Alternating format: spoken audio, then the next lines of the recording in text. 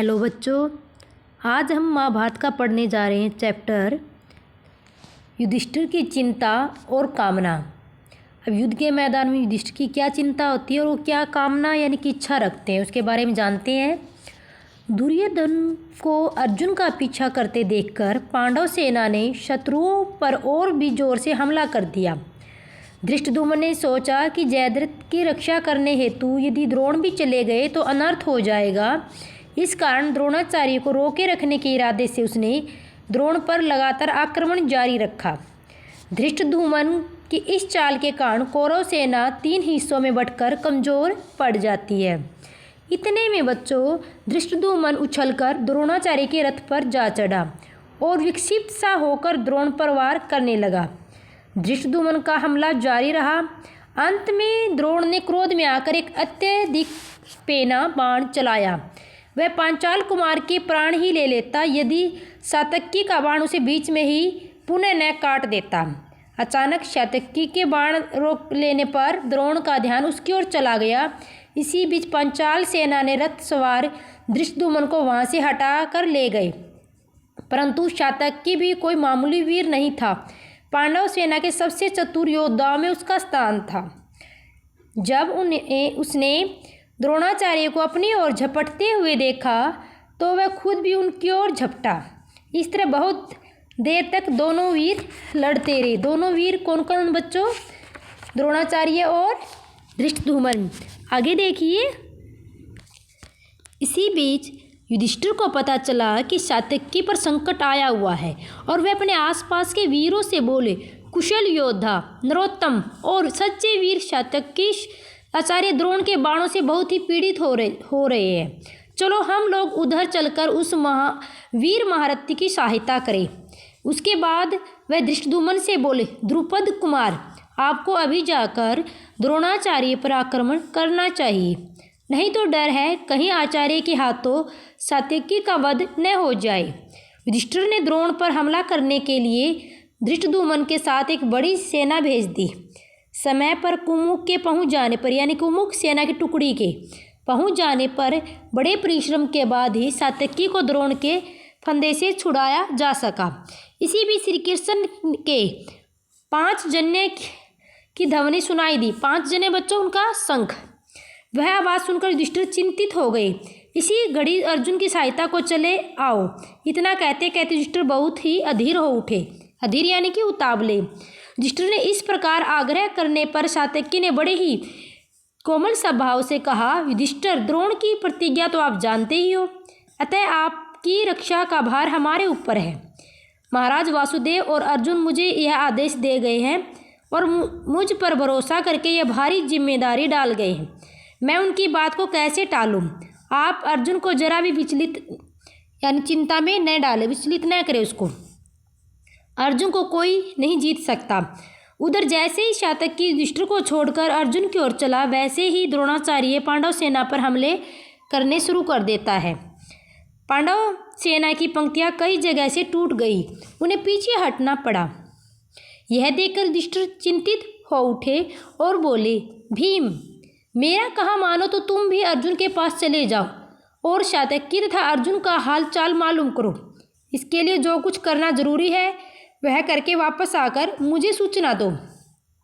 मेरा कहना मानकर ही सात्यकी अर्जुन की सहायता को कौरव सेना से युद्ध करता हुआ गया है।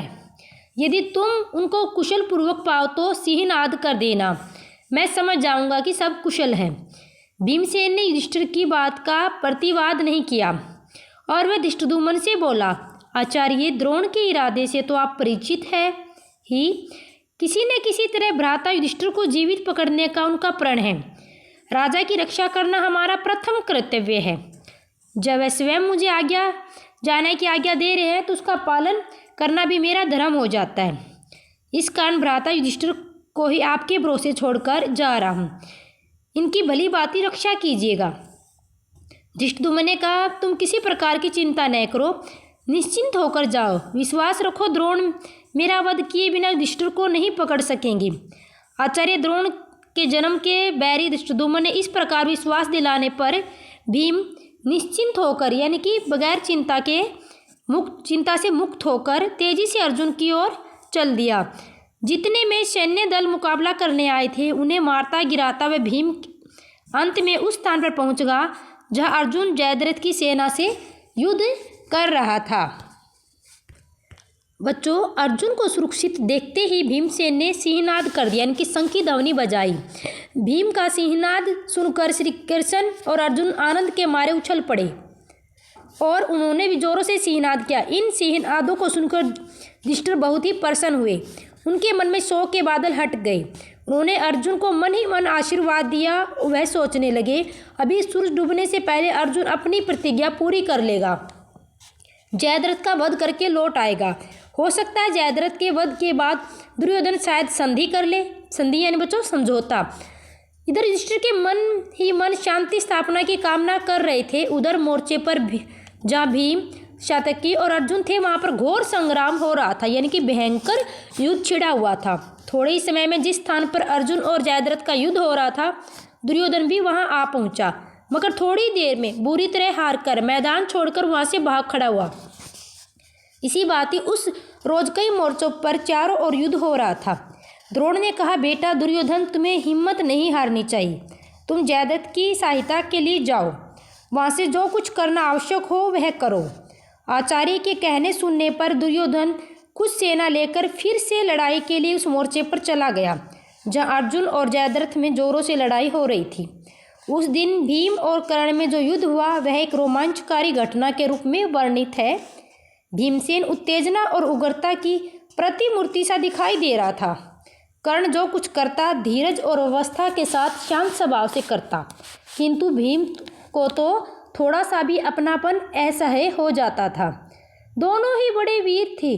वे एक दूसरे पर झपट कर आघात करने लगी।